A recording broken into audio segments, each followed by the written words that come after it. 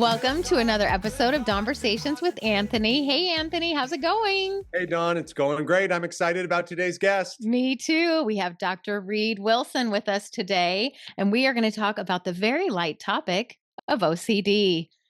Welcome, Dr. Reid Wilson, to the show. Thank you, Don. Hello, Anthony. Hello. Good to see you again. I mean, I met you 5 minutes ago, so That counts as again. Yes. Okay, so I want to hop right in. I have a question. Do you laugh and just think it's ridiculous when people say they have just a little OCD? Well, I don't laugh, but the community is sensitive around that. People saying that because Right. they feel like it's demeaning in terms of, hey, don't It's an making actual a joke about something that's devastated my life. So Yes, no, and Yeah. I understand that. What is the difference between somebody thinking that they may have OCD and actually getting diagnosed? Like, is there levels? Are there levels of it? well, sure, I think you fall into a pretty serious problem if you get the diagnosis. So we think about obsessions. All of us have obsessions if we think about them as worries that we have. But with OCD, obsessions are, we would say, irrational very often. They're intrusive. They control the day. They keep me from reaching the goals that I would like. They control my mind, so I can't hang out with my kids and my partner or work well because I'm so preoccupied with them. And then compulsions or rituals are the only thing I've figured out to get rid of this worry. And it's Yeah. just goes over and over and over again, right? So you and I know what it's like, oh my God, I'm not going to meet the deadline, is my obsession. My compulsion is, well, I'm going to work until midnight and get it done and send it in, and then fine. But with OCD, it's like the obsession comes up. I do my compulsion as the only thing that works. And then a few minutes later, a few hours later, a couple days later, it shows back up again. Wow. Does So it stem from anxiety? Is anxiety in the same family or? Well, it used to be under the umbrella of anxiety disorders, and we have moved it out to more of standalone. So anxiety is not actually required in the diagnosis. Distress, I would say, is certainly there, but this preoccupation and relentlessness, and it certainly can lead to anxiety. It absolutely leads to depression because I'm not who I want to be. I can't manage my day. I can't. This doesn't let up. It's frightening. If I think I've run somebody over on the highway when I'm driving, that's a terrifying thought. If I think I could contaminate my children with salmonella, or someone else could contaminate me with, very strange things. If if I've sinned against God, oh my gosh, I have to get rid of that because very strong faith. It just goes on and on with this list of things. Often people say, well, it goes after the things that you value the most. And that's not necessarily true. It's often true, but it's not necessarily true. Things just show up, and it can happen, like that. yeah, can I ask you, do you find that people who suffer from OCD, uh, is it a it happens at a certain time of life, or does it happen to a variety of people at all different times? And is it a learned behavior to some degree, or is it something that just someone feels overwhelmed and they make that behavior up themselves? Sure. Of the 9 questions you asked, I would start with the average onset is like between 17 and 23 years old. Mm. But we have 18-month-old babies who have trichotillomania, hair pulling, which is a Mm. spectrum of OCD. I believe, and I think most of us would say, this is pretty much 100% genetic. It doesn't mean Wow. your parents have it, because genes can skip a cycle of generations. So it could be, someone in your grandparents' level, and it's important for people to understand that it's not, what's wrong with me, is my character flaw that I have this, but we got to step up. It's devastating, and people also get discouraged because they hear that it's genetic. But I mean, look at all the physical conditions we have that are genetic, but we still have interventions. We can still make a difference. Yeah. So that's, it's not so much how did it show up in your life that we work on in treatment, but what am I doing consciously to contribute to maintaining the disorder? And that's where we have to really bring the heat. So, Do what I'm curious about is it a moment that happens and like something snaps, or is it repetitive things that you almost rewire your brain to go through these steps because of a fear? It it can happen suddenly, just one day, something shows up. It can get initiated. One of the ways to think about it is like, if you have a great deal of stress in your life, that all of a sudden you may just get a crack in your defensive wall, and it gives the OCD opportunity to pop up. But I would say to most people, you are OCD waiting to happen.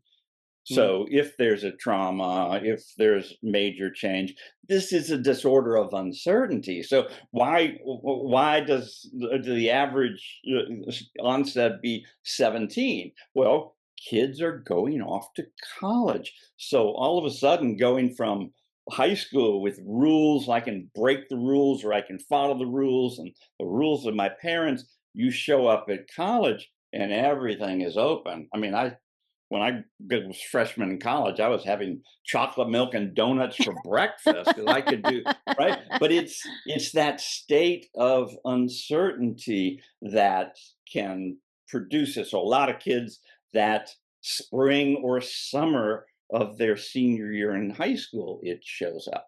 interesting. Similarly, 23 years old. So you get out of college, all of a sudden now the world is your oyster, or maybe not, Yeah. and that is difficult for them. So they want structure because they want certainty, and that's part of why they do the compulsions, because even though compulsions cost them mentally and in their life, it is the known answer. So it is part of why we have trouble in the treatment, because even though what they with their compulsions is a failure in many ways, it is also a success, that it actually does something that they need. And so to get them to let go of mm, that, to do what we're asking them to do, that is a big ask. And there's a lot of resistance to that, yeah. understandably. So we do have people who are treatment failures, so to speak. We have people that don't come into treatment because the traditional treatment of OCD is exposure and response prevention. Well, what people in the world know about that is, that means I have to go toward what I'm afraid of. I don't want to do that. Yeah, I'm right. not going into treatment. And Yeah. so Yeah. the treatment has a bad rap. Hey there, it's Dawn. So happy to have you here. Thank you so very much for listening, watching, however you're consuming this information. If you know anybody that would like it, please feel free to share it with them. If you're not already subscribed, please subscribe to the channel. We would love to have you here all the time. We try and share things that we think everybody would benefit from. Okay, back to the show. And that's part of really what I've spent my career on, trying to go, well, let's find another angle, because we've got this percentage of people who have attempted the gold standard of treatment and cannot do it, or drop out, or are too afraid to do it. We just going to let them dangle there. We need to figure out if we can make a contribution to them too. So that's really what I pay attention to. Yeah, in my life, I kind of have two weird quirks that I've had that I worked myself out of, and I'm embarrassed to even mention them. But Only two. Nice. yeah, only two. Yeah, Dawn will disagree. One is we have hardwood floors throughout my house, and I used to walk on my tippy toes all the time because I didn't want to put my whole foot on the ground because it was dirty or whatever. So I would tiptoe around my house, right? Yeah. And then at some point I was a little bit of a germaphobe, a tad, right? And still to this day, I don't like to go into Taco Bell and watch them prepare my food. I'd rather sit with my back to the people at Taco Bell Absolutely. because I Yeah. just don't want to see Julie wipe her nose and then make my Taco Bell Supreme or whatever. Yeah. So the tiptoe thing, eventually I got myself out of it because I knew it was weird and I psychologically kind of psyched myself into stop doing it. But I could see how that would become an issue for some. So is that kind of borderline where that's going? It's not borderline where you're going, by the way, and Anthony. It's just, but there we have it, and we have that with children too. They get, they start lining their toys up perfectly and so forth, and so that's a little sign of it. So you have a taste of what it's like, and what you're saying is, if I go, one standard deviation beyond that, well, I can see how it could take over my life, and so with the it's like if you're going off to work every morning, you take 5 minutes to check your briefcase to make sure everything is really there, even though it isn't. Well, that's kind of compulsive, but it doesn't take that much time and it doesn't distress you so much, and you move on with your day. So, people, COVID, the one silver lining for people with OCD around COVID is more people in the world started to understand what it was like for them, because we all started. I was talking to somebody this morning. It's like I was watching videos from this physician about how to take your groceries out of your grocery bag and Yes. clean them before you put them away. I mean, we were, Yes. and Yes. that gave the world a little sense of what it's like to be OCD. Dr. Wilson, I have a question right along with that. How does someone that knows somebody that deals with these kinds of things, how would I talk to someone that I know that deals with when it seems irrational? And I don't mean that in a mean way, but if I know somebody that constantly thinks that their house is going to catch on fire, so they have to go around and unplug all their devices and then take pictures of the outlets to make sure so that they Oh, can gosh. reference those later. Yeah. Wow. That is all Yeah, there it consuming. is. That is very much taking up your life. Wow. How do you talk to someone that isn't seeking help right now and not seem condescending or Yeah. Well, if they're not seeking help right now, there's very little you can say to them. The least helpful thing you can do is to reassure them regarding the Okay. topic. I Mhm. call Fire's them not gonna happen. themes. It's like it's like if it's about contamination, if it's about catching a house on fire, it's about not locking the house up properly. If, that whole list. Any kind of reassurance. In fact, they go after reassurance if they can find it and it works. But for you to go, hey, the likelihood is none of that is going to be useful. Okay, Right. that's exactly what I'm talking about. So what would I What I say? would do if I were you trying to help them is to go, hey, here's this podcast I listened to. Here's this, the book I noticed on self-help. Here's, any guidance that would allow them to learn more about the disorder, because if they don't know anything about the disorder, they're going to have a hard time. It's a little different with Anthony and his situation, but for somebody who actually has the disorder, to try to claw your way out of it by grit, next to impossible. You Yeah. really have to learn some skills and have a perspective about what's going on with me, because the disorder has nothing to do with the topic. The topic is trash. The topic is relevant to them. That's why it works. So what I do is personify the disorder. It's like, okay, this is what the disorder is doing. And it has nothing to do with catching a house on fire, nothing to do with your responsibility about that. It has to do with finding a topic that will hold your attention through fear. And Yeah. that's its job. It will, if you interview people, they'll go, well, when I was 6 years old and this started, this was what I worried about. And then when I got 10, Okay. it changed over to that. So what we see is the topic changes all the time, over time. The process is the same. We need Okay. to pay attention to the process. So following up, I love, I think the find some education book, podcast, something to help this person on the topic is a great suggestion. How do you see people, when do they seek help? When they have a realization that this is affecting their life in such a negative way that they need help? Or is it the spouse or the employer or the cousin or whatever that says, listen, this is driving me bonkers, right? I can't live with this person anymore, or something like that. When do they come to you, essentially? Yeah, both of those reasons are why they come to me. With something like hoarding, people who collect Ah, everything, fill up yes. that they never come into treatment. They get dragged in by their lawyer, or their house was going to be condemned, or the fire marshal has said they can't. That Right. with OCD, it just they you know. Fortunately, we're starting to have some self-help groups that people can go to and learn from each other.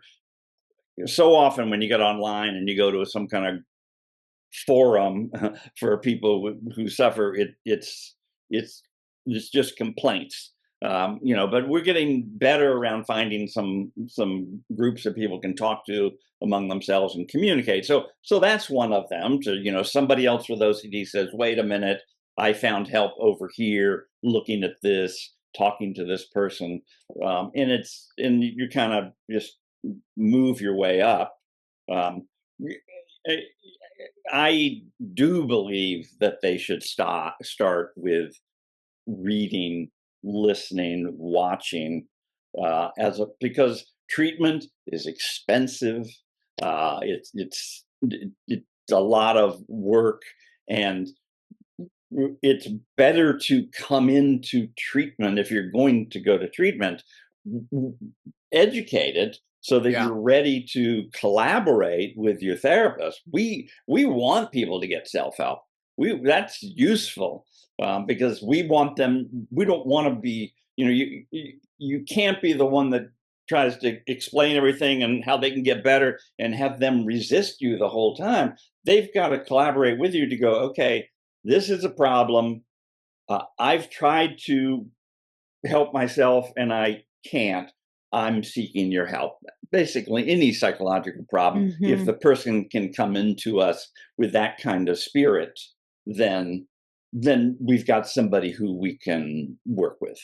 Are there like a top 10 or top 5 hoarding? I completely forgot, but I mean, the minute you said it, I'm like, yes, wow, that is one. And obviously, when I think of OCD, I think of germophobia, right? Is the first thing that pops into, maybe that's the most popular or whatever. But in your point, are there like, the big 5 that 90% of the population has, and then it's turning on and off the light switch 20 times to make sure it's off, or something like that? Yeah, so repeating, you're saying, yes. So the top one is contamination and washing and cleaning. And then there is harm.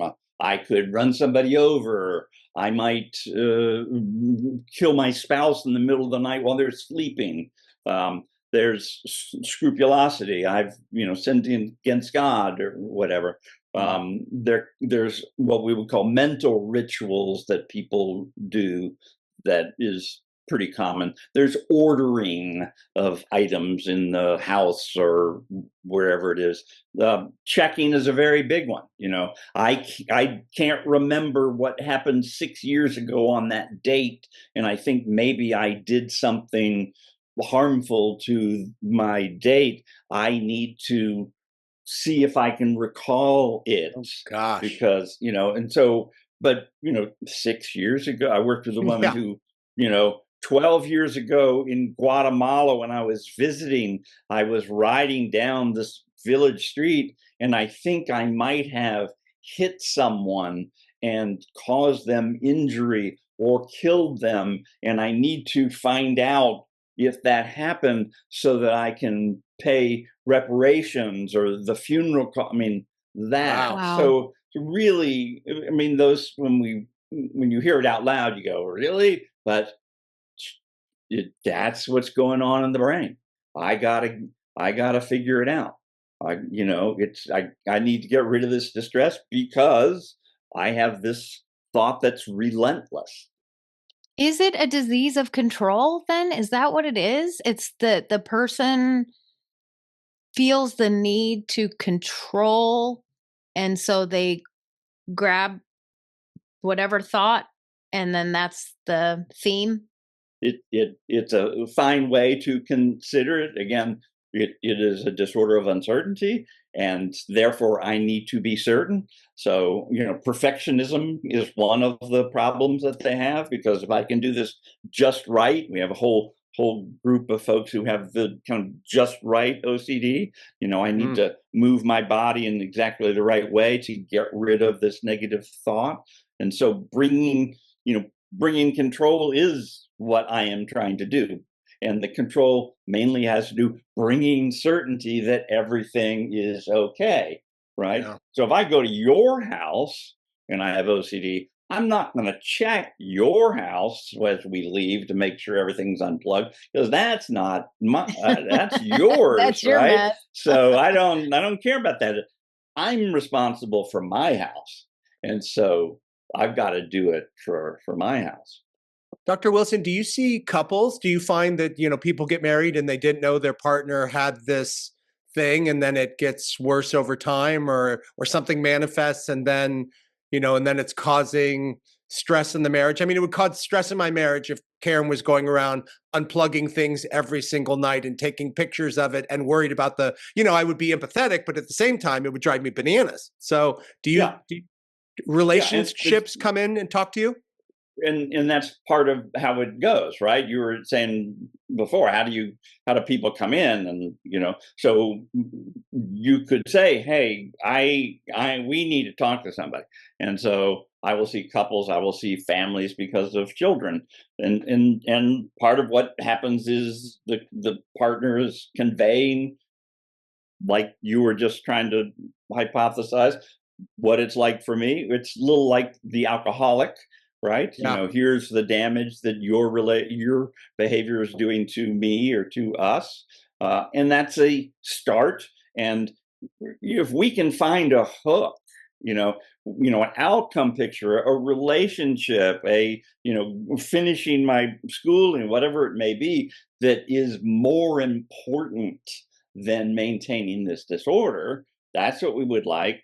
Then as somebody with OCD, I got to find somebody who I think understands. Most of us who are specialists, when our client or patient comes in to see us, at the end of that session, they will say to themselves, finally, I found somebody who understands Yes. who understands me, because they have the average person with OCD has the disorder for 12 years before even getting the diagnosis. Wow. Wow. And the number of therapists, generalists or whatever that they've seen is more than a handful. And if you don't understand the treatment, it's a very specific treatment. So if you've not been trained in the treatment, you will mistreat them. Yeah. And you said exposure therapy earlier, which, would frighten that person who's afraid of snakes or whatever their thing is. But it sounds like it's a lot of it's more therapeutic than exposure therapy. It's just talking through, having the person become aware of the ramifications of their actions, why it may not be healthy for them, like going through that process, not necessarily let's go eat a popsicle that fell on the ground for 5 seconds and put it back in your mouth, right? Yeah, although that could be done. What you just named a bunch of precursors, but the core piece is, let's talk about how the disorder is dominating you. What is it literally doing to you mentally? And that's the challenger, and understand the strategy of the disorder, and now what is our counter strategy, right? So if it is, this strategy is you must get rid of this thought, almost all the treatment is paradoxical. Oh, the disorder wants me to get rid of this thought. Well, I'm going to keep the thought. I'm going to let it sit here. Yeah. And, it wants me to, and I'm going to do the opposite, or it wants me to do this compulsion perfectly, and I'm going to mess with a little bit of it, right? I'm going to change something. We're going to throw the symptom cluster a bone a little bit. I'm going to do some of my ritual, but not all of it. Because if we can, for instance, you brought up treatment, right? So, if I can look at what the pattern is of the compulsion, the behavior that they're doing, understand it, and see if we can tweak something. The biggest thing I would try to have somebody tweak is to postpone doing the ritual. Can I take 10 minutes before I do this ritual? Or can I take a half a day before I do this ritual and then do it? All of a sudden, we've inserted ourselves into the pattern of the disorder, and we have begun to change it. And so to change something that's only a week old is a lot easier than to change a compulsion that's 3 years old. Yeah, or 12 years, like yeah, you said. 12 years. Yeah. So can I give you, I have what I call the 6-moment game. Can I tell you what the 6 moments are? Yes. Yeah. Please. Do it. If you're not going to ask me, I'm just going to do it. Right? So we haven't gotten there yet. So we're just going to think about what an obsession and compulsion is like. And we'll think about the first 3 moments in the present moment, because that's where I want people to be, in the present moment. And the first might be, for some people, they just have a sensory awareness. I'm a washer and a cleaner, and I'm walking through the kitchen to go to the laundry room, and all of a sudden I feel my anxiety crop up. I don't have any particular thought. It crops up. For some people, that could be the beginning.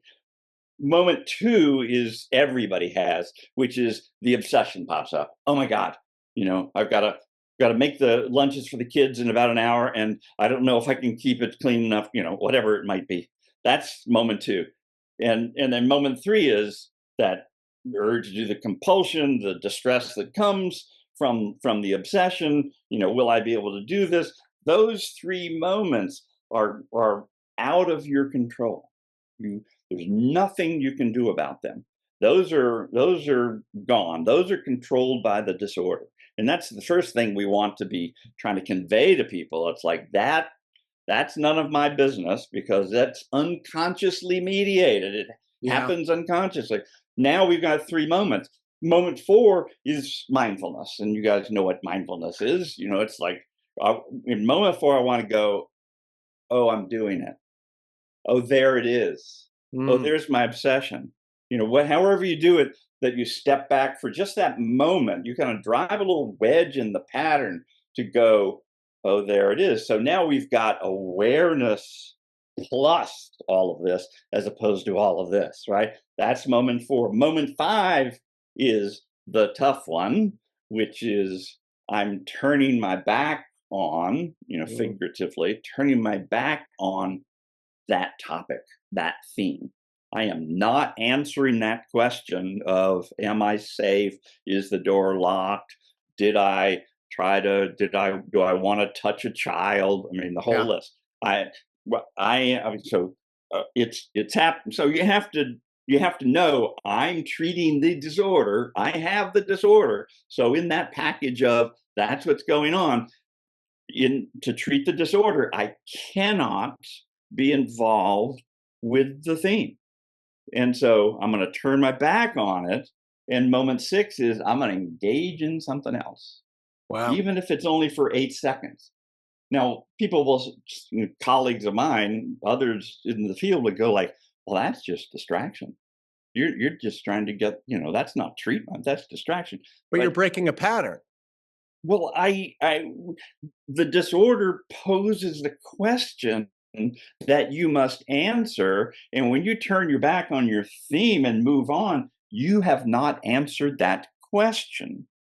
That is the pure facing the disorder. When I turn to something else, I'm facing the disorder because it's a disorder of uncertainty, and it's saying, go back to this specific topic and get certainty about that. And I'm going, no, I'm not doing that. Now I'm doing exposure.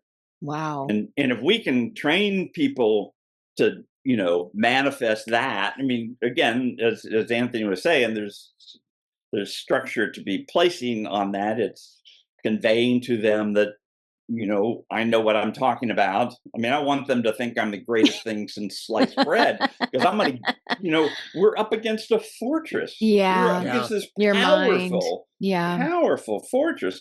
And the treatment is neurological. Right. We know enough about that amygdala that, fires off, right? But everybody with OCD has been traumatized. Yeah. Everybody. Because if I think I did this, I might become this, that's trauma. So we're trying to rewire the brain to go, hey, just kidding. It's fine that I had that thought. I mean, that's really what we're doing. Just kidding. Well, we're trying to build a neural pathway right next to the traumatic one to go, everything is fine. And that's what we're saying to the amygdala. No, sorry, I juiced you up. My bad. Just kidding. That's an old message. And that's where repetition comes in. Yeah. Right? But the mistake we make is, and I'll shut up in a minute, but the mistake we make as therapists is we teach people techniques without having them understand the concepts behind it. Right. And that's where we need to start. In exposure and response prevention, I think primarily it's behavioral.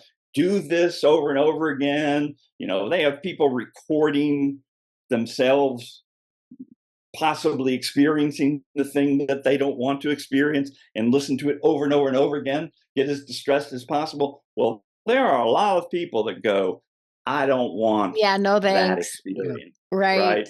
And so, we're just trying to have a different model. If they can understand the model, and then they can do this kind of series, and then they do it over and over and over again, their neurology begins to change. Yeah, I really like when you started the 6, the first thing you said, the preface to it is what you said is you have to be present in the moment, right? It's so funny because we think about cures over the long haul, or if I take this over a course of weeks, or maybe in a few days I can. But like the first thing you have to do is acknowledge where you are in the present exact moment, and then work through that in the immediacy of that moment, right? Yeah, and only handle the moment. Yeah. Right. That's the other way it does it. As soon as you lift your head up into the future, the next step forward for all of us is into darkness. So if I lift up and I go, oh my, will this really work? Now I'm in the territory of uncertainty again, and I'm screwed. Right. So back to the present, back to the, we got to just get some mottos, some slogans, some messages to self, back to the present moment. This is nothing, none of my business. I mean, self-talk is incredibly helpful, neurologically, incredibly helpful. Because if you're not talking to yourself, your mind is on automatic pilot. So that's what has to be the interruption.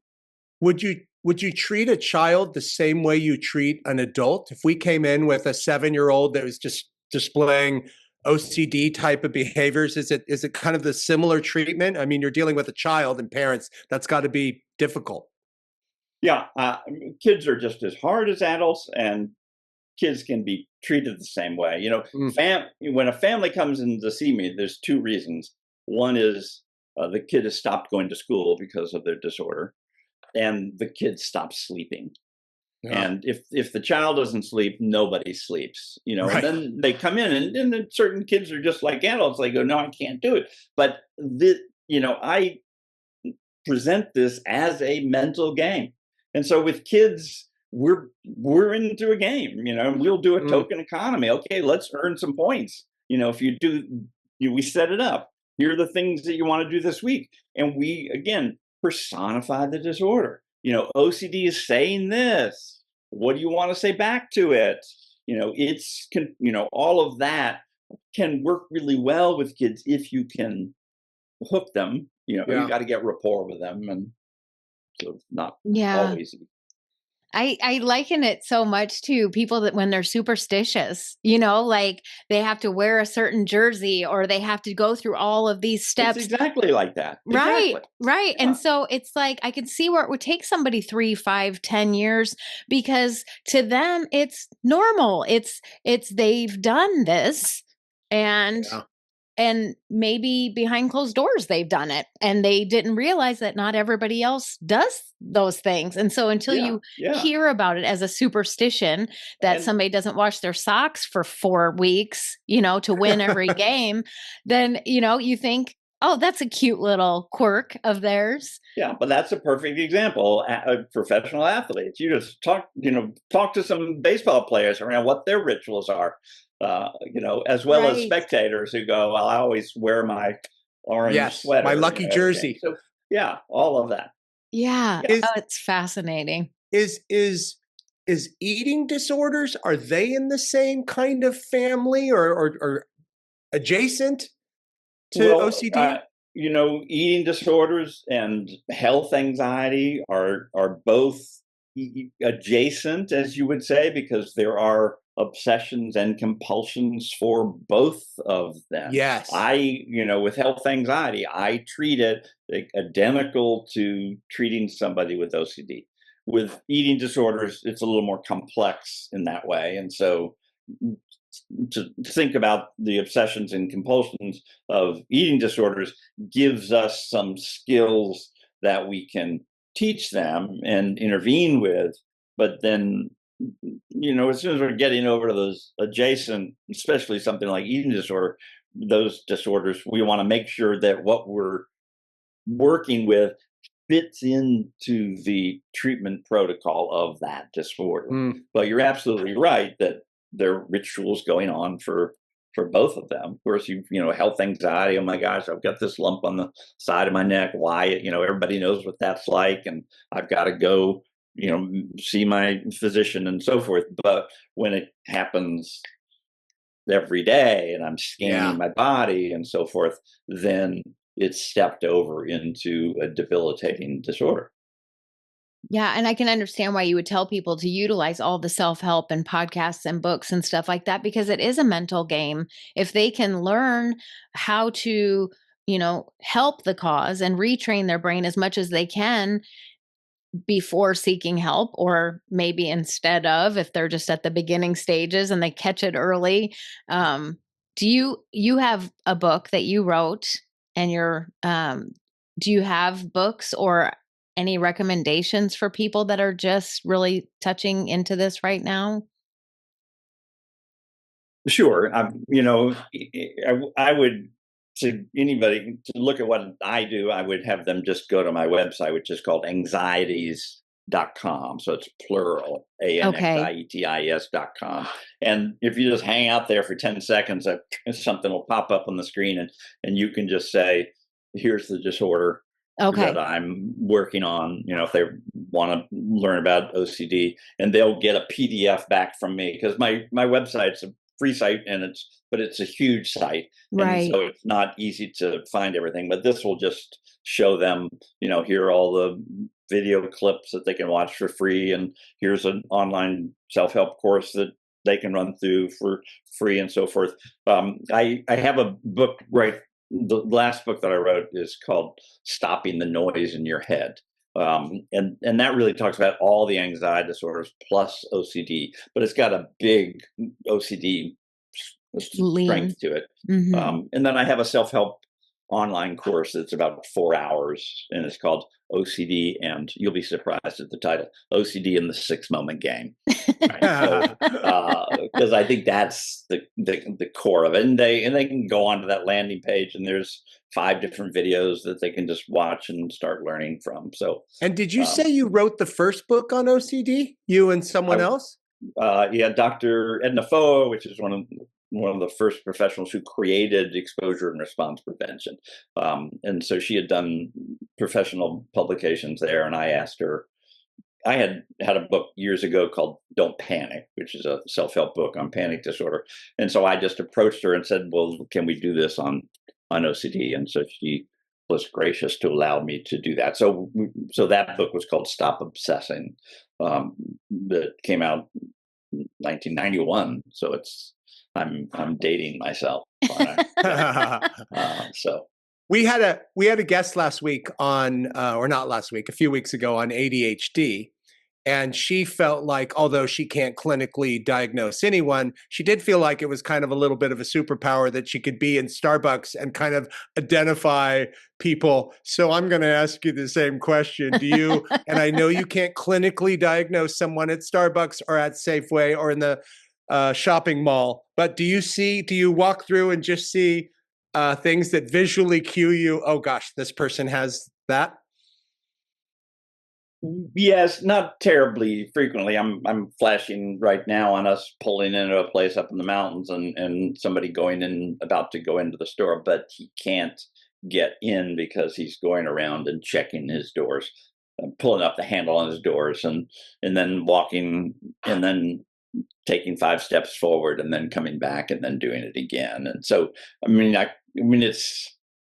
I can feel sad now just telling you that story. Right. It's sad Yes. to know, because he's all other people, if that's what he does so frequently, other people see it too. And it's a shaming thing. And it's truly sad to see it.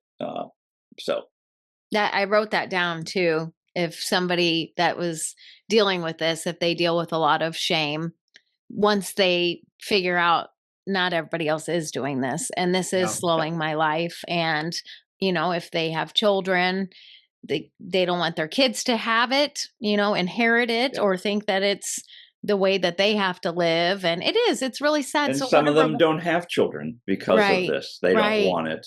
When I asked somebody, we were talking about outcome picture, and I, asked people what do they got to have something that's a driver. The most common thing they want is, I want my mind back. That's number one thing. I want my mind back? Yeah, just peace of mind. No. Yeah, I can totally understand. I don't want to be playing with my children with 1/3 of my mind somewhere else. Right. Worried about XYZ. Yeah. Wow.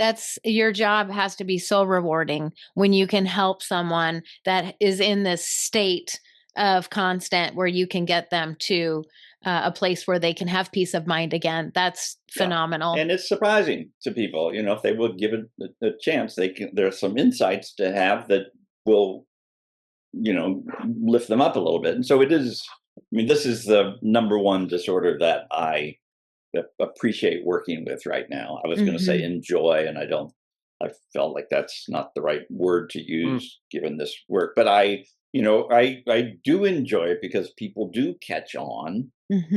And, not everybody catches on like that, but some people are up like a phoenix once they understand what's the disorder doing, how am I contributing to it, how do I step out of that game and play my own. We're trying to push this game board away, pull up our own game board and play that, and you can get stronger. That's so great. Okay, so you have your website. Do you do social media at all, or do you want to plug anything for social media? No, I do all of it, So, okay. Well, we'll put everything in the show notes, especially anxietiesplural.com. Yes. That's right. Yeah. And I will put that in the show notes for anybody that wants to do more research. Dr. Wilson, thank you so much for taking the time to be on the show. You have helped a ton of people. I know you have. This is very important information. So thank you again so much. Take care. All right. Bye-bye. So what did you think about that topic?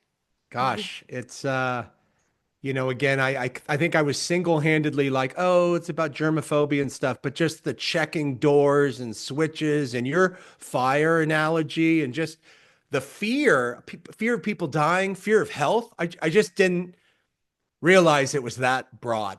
Yeah, a huge scope. And he talked after we hit stop recording, he talked about how he was on a hoarders episode and the hoarding mentality. I It's so sad because it just doesn't start out that way. Like I even think that to go off topic about homeless people. They didn't start off homeless. Like Yes. what got people to this point? How do you go from being, I don't want to say normal because that's not what I mean, but just a functioning person in society that can leave your home without having to double check things Yeah. to all the extremes. Like how do you become a germaphobe? Did you have something happen? Was it Yeah. something, like what causes it?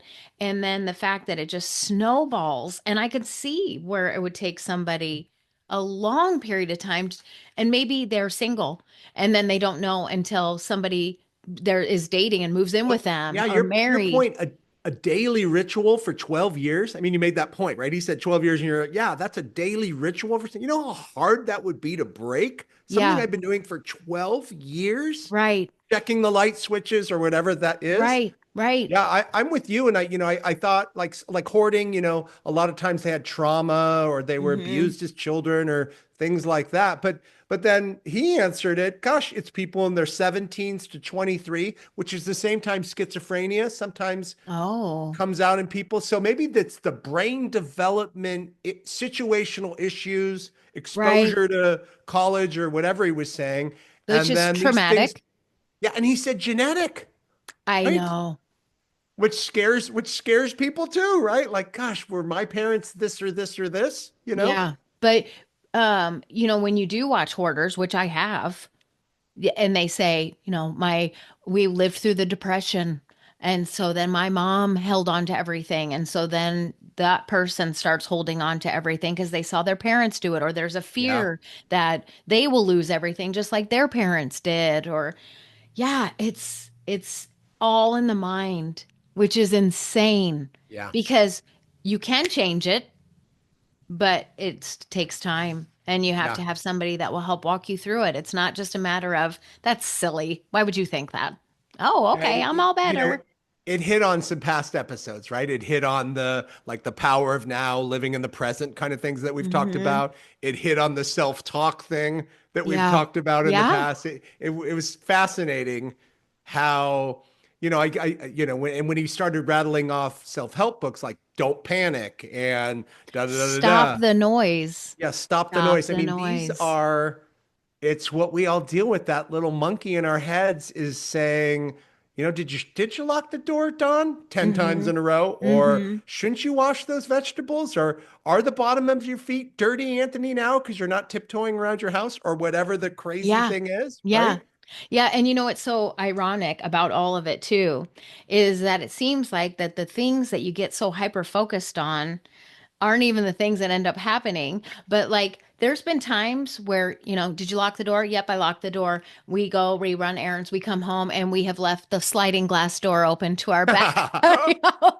And it's like, wow, we were so worried about the garage door and the front door being locked and everything all locked up tight and shut. And then we come home, we're like, well, I guess somebody could have come in and helped Yeah, themselves to whatever they yeah. want. Did anybody die? No, thank Which God. shows you it's not logical, right? It's Right, it's it's just a compulsive behavior, right? Or a right. situation. Which it is sad, when he was saying at the end, it made me almost want to cry because it is sad that somebody would have to have all that mental anguish.